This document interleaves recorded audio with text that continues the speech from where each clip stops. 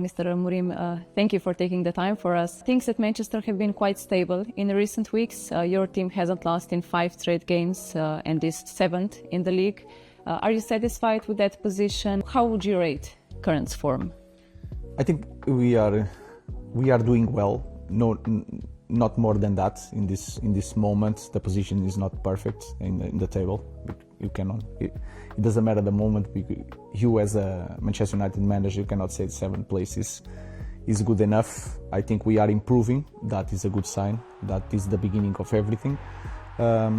We should have more points in the moment. And if you see all the games, I can understand that is our fault not have more points in the table. But like I said, we are improving, and that is the most important thing in the moment. You've said in past interviews that the goal for United is to win the Premier League. What do you think this team is still missing to reach that goal? We miss a lot of things. The way we play is not good enough. We need to be perfect to win this league, and we are far from that, but we are trying. We are working really hard every day of the week. We are being more competitive, and that is the biggest difference if you compare to last season. So I think, to answer your question, we have a lot to do to win this league. You've now been at Manchester United for a year. How would you describe the emotional ups and downs of this first year? It was a roller coaster, a really hard job, but it's an honor to be in my place. I think I took the best decision of my career so far. The most difficult one, maybe, but it's clearly the best decision that I made in my career. I think we are improving. I'm improving also as a manager. I understand better what I need to do, how I need to behave. So if it were November 2024 again, you would still take the job? Of course. And now it's easier to say because I passed this year. Was really hard. Yes, there are some things in your life that maybe you know that is not the right moment, but something tells you that you need to do it. I felt that, and I tried to be really rational when I made the decision. Something told me that you need to do that, and I think it was the right decision. What is it like living in Manchester as a coach, carrying so much pressure, so much responsibility? For example, what is it like for you going to the grocery store, especially when things aren't going according to plan? That is the best thing to live in England. I came from a country that is completely different. I really love my country, Portugal. I really love the league. But the way people here face the results, good or bad, is completely different. We are in Portugal, we are more Latin, more passion, and more emotional. Here is completely different. I can go to the store, to the grocery. I can go get my kids from school, and I just feel support of the people. And that was really strange last year to feel that. Sometimes you feel a little bit embarrassed of facing the fans. If you compare the 90s with this moment, the culture in this club changed a lot, and that is something special that this country has. And why not? Šeško makes it 2! As Slovenians, we can't avoid a question or two about Benjamin Šeško, who's now been in Manchester for a few months. What kind of person have you got to know him as? He's a really, really good kid.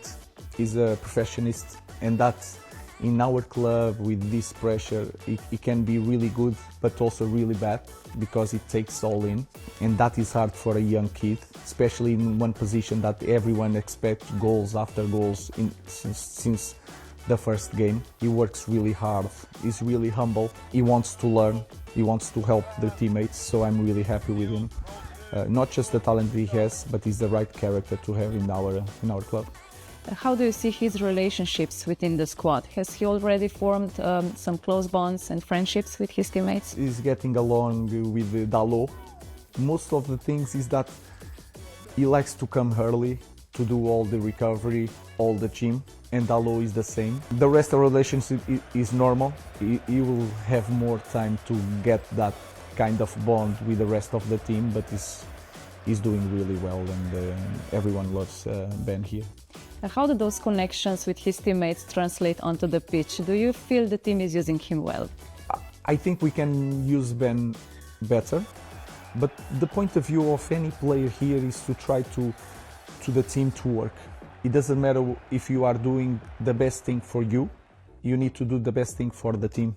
And he's doing that, and that is the goal. People just look at the goals of Ben. I look at the runs, the way he fights, the way he wins every long ball, all the small details. He's doing an amazing job. So he just needs to relax. That is my biggest point with him. He needs to relax. He needs to understand he's here for many, many years, and he's going to be our striker, one of them, for many, many years. And he needs to cope with the pressure. But for that, I'm here, and all the club is here to help him. So you have long-term plans for the Slovenian striker? For sure, that's why we did a big investment. He has everything. He can shoot both feet. He's good in the air. I think he can be better. He's still a little bit naive, but I don't need to teach him how to train, how to work, how to deal with people. And that, for me, is the biggest things in one player. The rest we can teach. How to connect with the player, how to understand what the other player is doing. But the core things of the human, work hard and respect everybody, that is the main thing. And he has that for sure. You once said that the player shouldn't take criticism too personally after a bad game. What does the club do to protect young players from this outside pressure, from strong criticism? That is really hard in our club, because we have a lot of fans. And you have to imagine, if you want to play in this club, you know that everyone is going to love you outside. You are going to be known around the world. You are going to have the best facilities. You are going to have all these things. And then you have the other side of the coin. All the pressure, big legends that understands the game in a certain way. They love the club also, so they put a lot of pressure in the players. And we need to cope with that.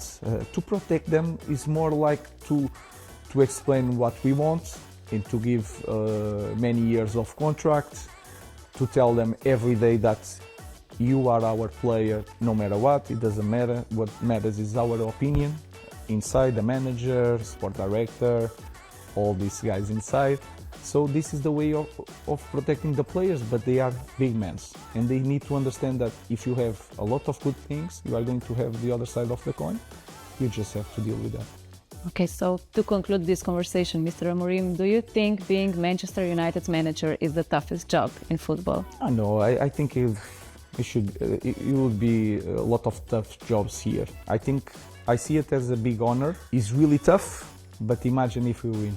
If we win here, you are going to be known forever. That's one of the persons that helped this club to win again, and that you have no price for that. It's really good, it's really hard, but in the end it's going to be okay. I see it as an honor, not as a thing that is really tough to deal. Thank you very much for your time, and best of luck in the future. Thank you very much.